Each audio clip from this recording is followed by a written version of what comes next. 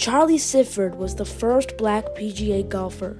With a sport that was incredibly white and incredibly exclusive, it was almost impossible to get in. Despite the fact that aspiring black golfers faced years of rejection and discrimination from the PGA, which stands for the Professional Golfers Association, Sifford's skills and determination led him to be the first ever black person to become a member. His journey towards this success inspired others, paving the path for the future of black people in professional golf.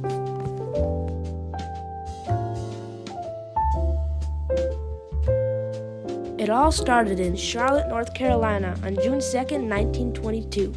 When he was 13, he became a caddy for his local country club, which, like almost all golf clubs at the time, did not allow black people to join.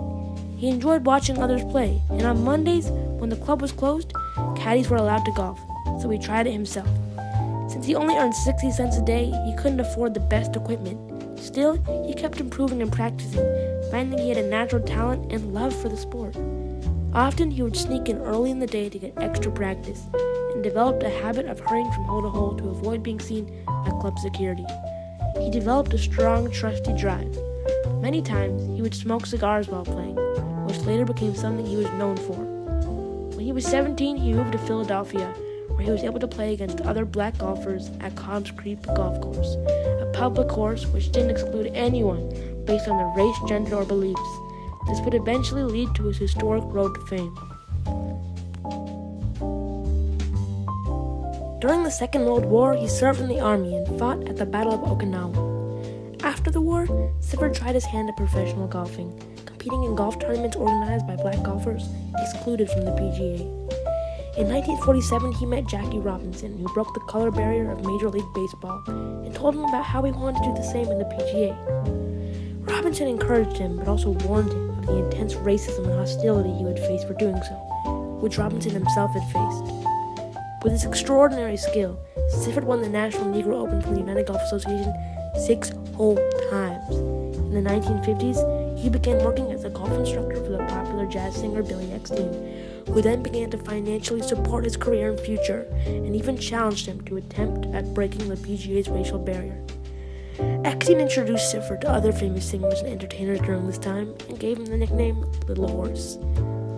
Sifford was allowed to play in an all-black foursome in the Phoenix Open in 1952, with national heavyweight boxing champion Joe Louis.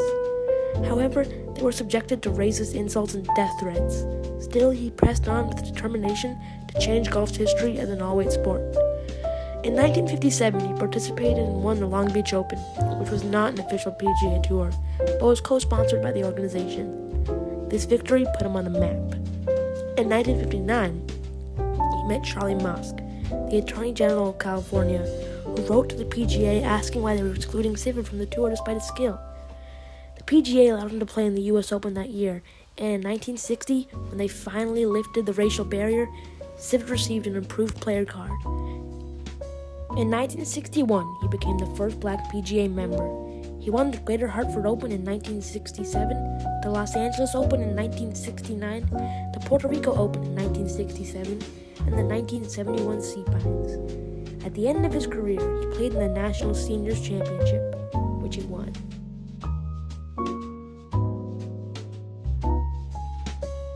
During his career, Sifford faced intense racism, as well as death threats and constant discouragement from players and spectators. The audience at many of his professional games yelled racial slurs and other horrible insults at him.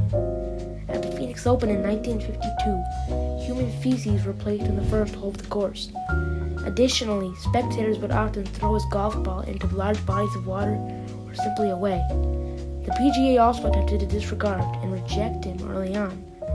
Still, he rose past these troubles by believing in his future as well as the future of the PGA. He had to be patient while awaiting his chances to prove himself. Since he was only allowed to play into his older years, this reduced the amount of games he could play in and win. He likely would have won more PGA events if he had been allowed to play as a younger man, which he remained angry about into old age.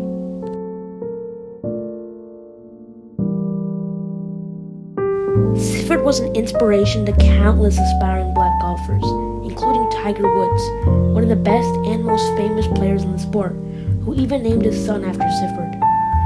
His legacy still continues to be remembered today and honored by the PGA and its fans. President Barack Obama awarded him the Presidential Medal of Freedom in 2014. Sifford's journey reminds us today that when something seems impossible, we can make it possible if we don't give up. In 2004, he was inducted into the World Golf Hall of Fame. At the induction ceremony, he said, "Didn't anyone think I was going to get this far? It's like Nelson Mandela. They kept him in jail for 25 years, but it didn't break his determination. They couldn't break mine."